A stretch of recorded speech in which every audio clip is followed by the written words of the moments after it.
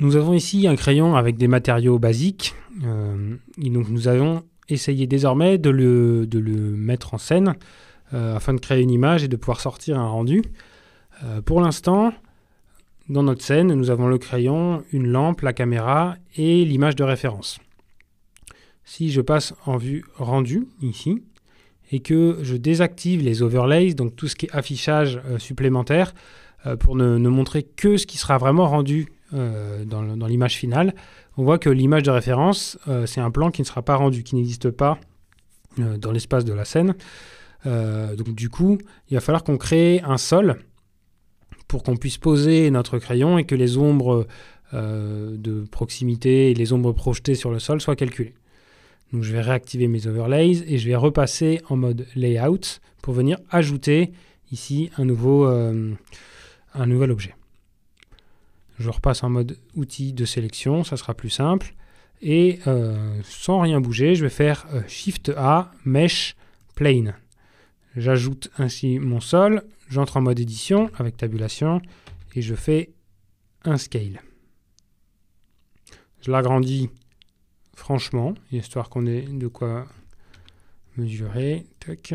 Je repasse en mode objet et je vais juste faire un GZ, histoire de venir positionner correctement le plan ici au niveau du sol, au niveau du contact entre le crayon et le plan. Je repasse en mode Edit et je vais passer en mode de sélection Arrête. Ici, je vais faire une extrusion pour rajouter de la matière vers le haut. Donc j'appuie sur E, Z. Et comme ça, je me crée un mur avec un bel angle ici entre le sol et le mur. Alors c'est intéressant, mais ce que nous on voudrait, c'est recréer ce qui s'appelle en photographie un cyclo, c'est-à-dire un espèce de plan incurvé, sans cette arête qui est très marquée ici, qui est très visible et qui ne sera pas très jolie au rendu. Donc on va faire un bel arrondi ici. Et le meilleur moyen pour créer des arrondis dans Blender, c'est d'utiliser le modificateur Subdivision Surface. Donc avec mon plan mur sélectionné, je vais dans le menu ici sur le côté des modificateurs, je choisis Add Modifier et je recrée un modificateur Subdivision Surface.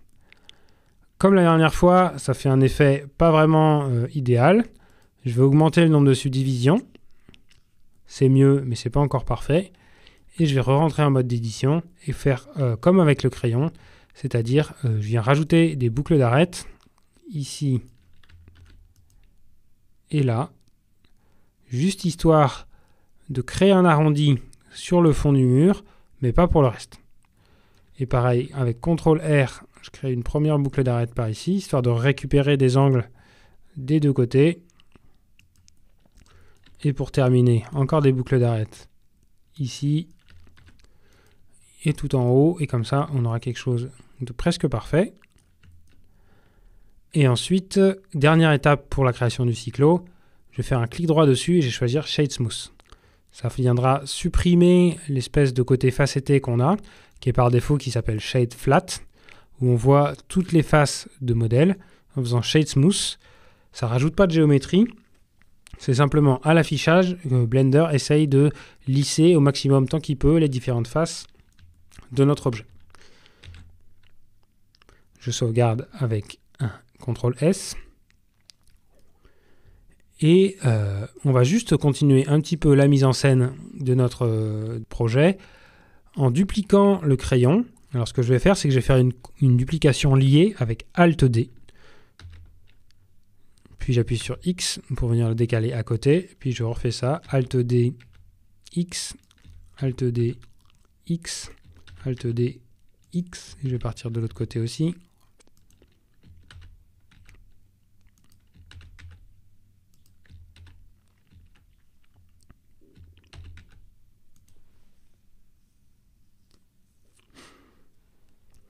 L'avantage d'avoir fait Alt-D, c'est que si j'entre en mode Edit pour un crayon, si jamais je dois venir le modifier, tous les autres crayons automatiquement vont être modifiés également. Donc comme ça, on a une espèce de copie liée si jamais il y a besoin.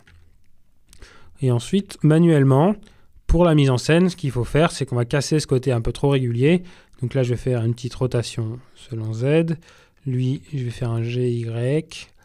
Voilà, je viens casser l'ordre un petit peu trop parfait qu'on peut avoir. RZ. C'est le genre de choses qu'on fait énormément puisque sinon tout est trop parfait, tout est trop aligné, c'est pas naturel.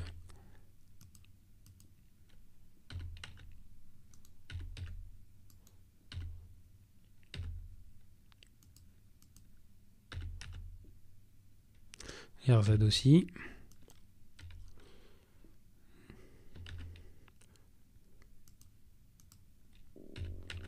Je viens rapprocher celui-là.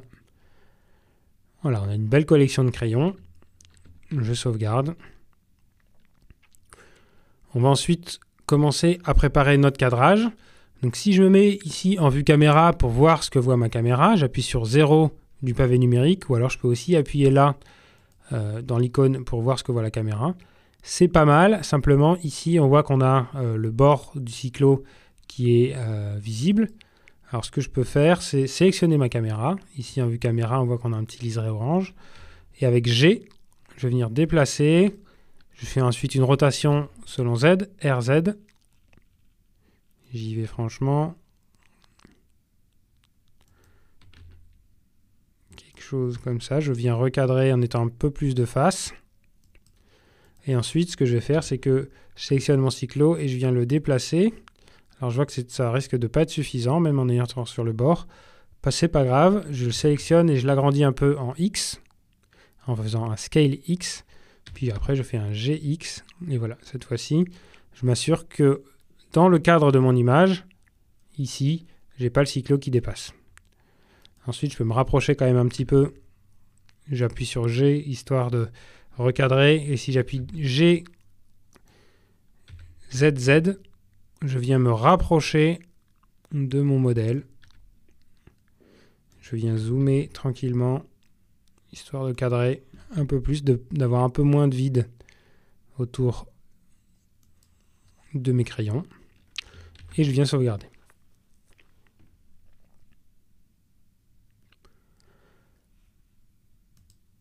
Si je passe ici en haut à droite en vue rendue, voilà ce que j'ai pour l'instant.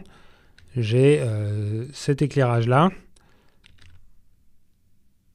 Et donc on voit que si je viens bouger ma lampe qui est ici dans la scène, automatiquement toutes les ombres sont affichées et calculées en temps réel et me montrent le résultat de la scène.